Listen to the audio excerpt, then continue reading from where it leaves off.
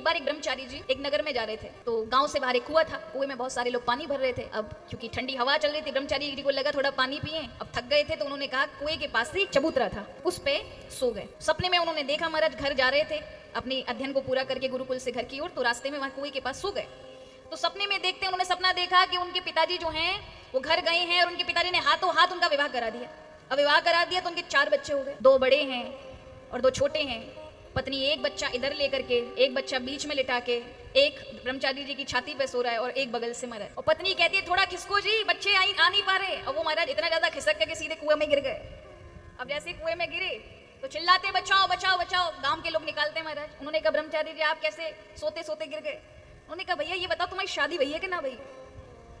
सबने कहा हुई है। बोले भैया तो बड़ो खतरनाक है, मैंने तो सपना में शादी करी महाराज तो कुआं में गिर गए, तुमने हकीकत में करी तो तुम्हारा कई होगा। तो ग्रह मंद कूपम, ग्रह ऐसा अंधा कुआं है, जब तक सत्संग नहीं मिलेगा तब तक आप भगवान की भक्ति शुरू नहीं कर सकते। नहीं तो ऐसे ही अंधे कुएं में आप पूरा जीवन लगा देंगे। पूरे कितने लोग हैं जिनके 70 साल व्यतीत हो गए, सिर्फ 1 किलोमीटर की दूरी पर भगवान का मंदिर है, 70 साल लग गए उस मंदिर में वहां तक पहुंचने में। 80 साल लग गए, घर के दरवाजे के सामने मंदिर है, लेकिन वहां तक पहुंचने की यात्रा में उस व्यक्ति ने 80 साल लगा दिया, पहुंच नहीं सका। क्योंकि ग्रह का आकर्षण ऐसा है कि व्यक्ति फंसा रहता है, कर लेंगे याद ही नहीं रहता।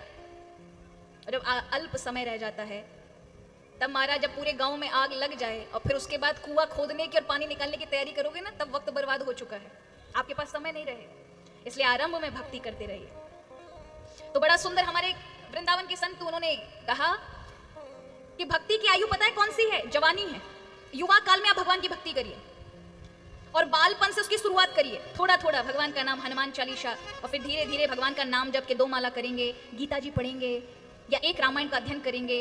अब जब आप एक गीता जी का चैप्टर पढ़ो तो फिर किसी अच्छे वक्ता से, अच्छे विद्वान से गीता जी की ऑडियो भी सुनो, गीता जी का ज्ञान भी सुनो, तो तुम्हें बहुत मजा आएगा। क्योंकि जिस चीजों को आप पढ़ रहे हैं आपका लेवल नहीं है कि उस स्तर को पहचान पाए, समझ सके कि भगवान कृष्ण क्या कह रहे हैं। लेकिन जब आप संतों के माध्यम से सुनेंगे तो आपको ठीक ठीक समझ आएगा कि यहाँ भगवान ने मेरे मतलब की क्या बात कही। तो यहाँ पर कहा कि वृद्धावस्था में आप भजन करेंगे तब आपसे बनेगा नहीं महाराज। जो भजन कर पा रहे हैं वृद्ध वो बड़े भाग्यशाली, क्योंकि उन्होंने जीवन काल में अपने युवा अवस्था से कुछ ना कुछ धर्म पुण्य किया है, सत्कर्म किया है।